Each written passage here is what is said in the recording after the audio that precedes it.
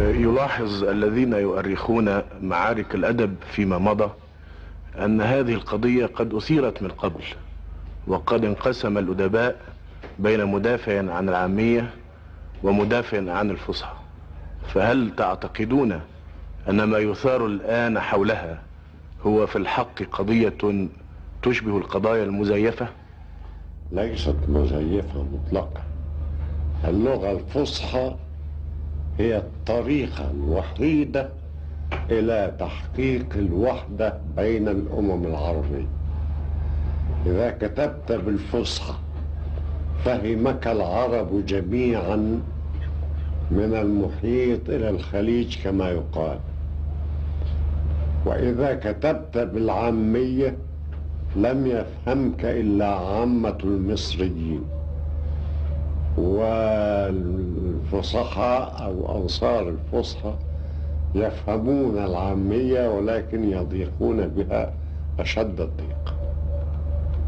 مثلا إذا كتبت باللغة العامية فالعراقي لا يستطيع أن يفهمك، والمغربي لا يستطيع أن يفهمك.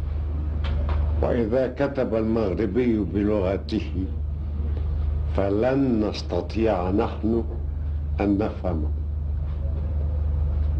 ولا أنسى عندما زرت المغرب الأقصى وكان المرحوم محمد الخامس قد استقبلني، وكان يحدثني ويقول في الحديث إنه مسرور جدا، يريد أن يقول إنه مسرور جدا من موقف مصر بالقياس إلى استقلال المغرب.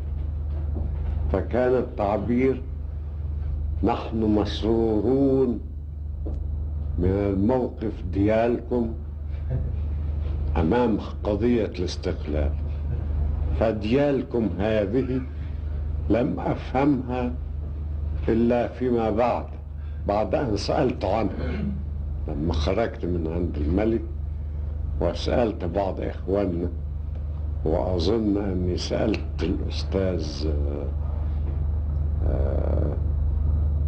مستشارنا الثقافي في ذلك الوقت، فهو الذي فسرها لي. وكنت أتندر بها طول إقامتي في المغرب. ولا أنسى عندما بدأنا نسافر من المغرب وركبنا السفينة وتركنا المودعون، كلمتهم من بعيد فقلت لهم: وجهوا التحية مني إلى البلاد ديالكم. فضحكوا وضحكنا.